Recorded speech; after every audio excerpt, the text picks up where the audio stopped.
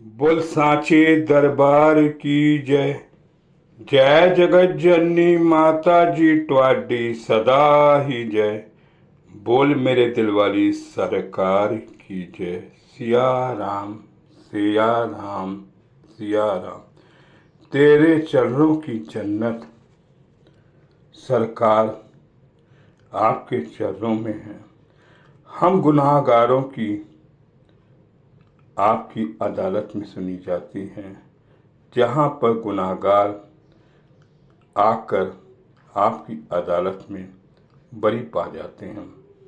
बाबा जी, हम तो आते हैं, लेकिन हमारे अंदर मन और बुद्धि ऐसी है कि हमें सत्संग में वो टिकने ही नहीं देती। भगवान कृष्ण अर्जुन से कहते हैं, हे अर्जुन, मन बुद्धि तुम मुझे दे दो, लेकिन मन है बार बार बदलता है और हम अहंकारों से भरे हुए हैं। हम अपने गुरु का जाप कर नहीं पाते और गुरु को मान नहीं पाते। जिसने सदगुरु को प्यार से बना लिया, उसको उस पार मेरे हजूर ने कर दिया। लेकिन हमारे साथ बहुत सी गलतियां होती हैं और हम गलतियों का एक पुतला है, जिसे मेरे हजूर महाराज जी ही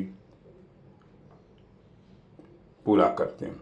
संगत जी, यह साखी 1953 की है, जब परम पूज्य हजूर जी जयपुर में रहते थे। एक बार मैं हजूर के दर्शन के लिए वहां गया। मुझे दरबार में 3-4 ठहरने का अवसर प्राप्त हुआ। एक दिन हजूर जी बरादरी में छोटी सी चारपाई पे मौज में बैठे थे, प्रवचन कर रहे थे। उसी समय देहरादून से एक सज्जन अपनी पत्नी के साथ आए और दोनों हजूर जी को नमस्कार करके बैठ गए। हजूर जी ने पूछा, मैं आपकी क्या सेवा कर सकता हूँ? उस सज्जन की पत्नी देखने में फैशनेबल और चतुर लगती थी। उसे देखकर मुझे महसूस हो गया कि जैसे हजूर जी के बारे में जैसे सुना था वैसा देखने में नहीं लग रहा। हजूर जी ने उनकी तरफ देखकर फरमाया, बेटी, तुमने कभी साधु देखे ही नहीं। संसार में असीम शक्ति वाले साधु हैं। वे पौन रूपी भी हो सकते हैं। अभी यहाँ हैं तो कल एक पल भी कहीं भी जाकर वापस आ जाते, परंतु ऐसे साधु बहुत ही कम होते हैं। यह देखकर ऐसा लग रहा था जिसको हजूर जी की बातों पर विश्वास ही नहीं हो रहा था, क्योंकि हमारा मन है विश्वास करता ही नहीं। हजूर जी ने उसके मन की बात को जानकर फरमाया, साधु की परीक्षा नहीं लेनी चाहिए, उसकी कृपा मांगनी चाहिए। पर हजूर जी ने फरमाया, हम तो गृहस्थी वाले हैं, मेरी भी पत्नी और बच्चे हैं, हम तुमको साधु का एक छोटा सा नमूना दिखाते हैं। बेटी, आज से पहले तुम्हारी देहरादून वाली कोठी में कभी गया तो नहीं हूँ, पर ना ही जानता हूँ।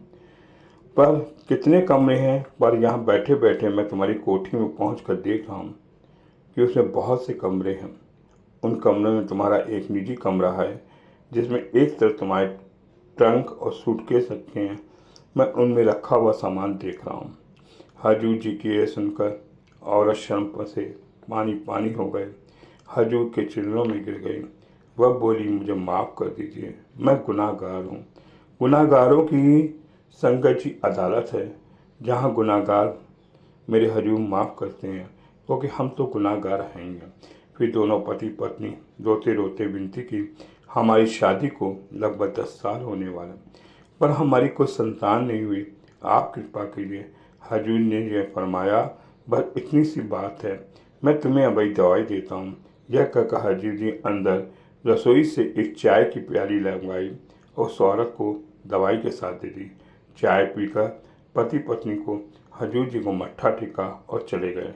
कुछ समय देहरादून की संगत परिवार से मुझे मालूम पड़ा कि दरबार के आने से बाद उनको एक पुत्र का जन्म हुआ। ओ तनिया दे पुत्र दिंदा, बिछड़े यार मिलाए। संगत जी, हम गुनाहगार हैं, हमारी मन और बुद्धि हजूर के चरणों में लगती नहीं है। आप अमृत वेला में उठिए, हजूर के ध्यान लगाइए। हजूर का ध्यान लगाने से ही हमें हजूर के दर्शन भी होंगे और हजूर से बुद्धि भी हमारी लगेगी और दिन तरोताजा होगा।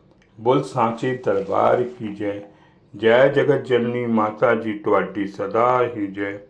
बोल मेरे दिल वाली सरकार की जय। सिया राम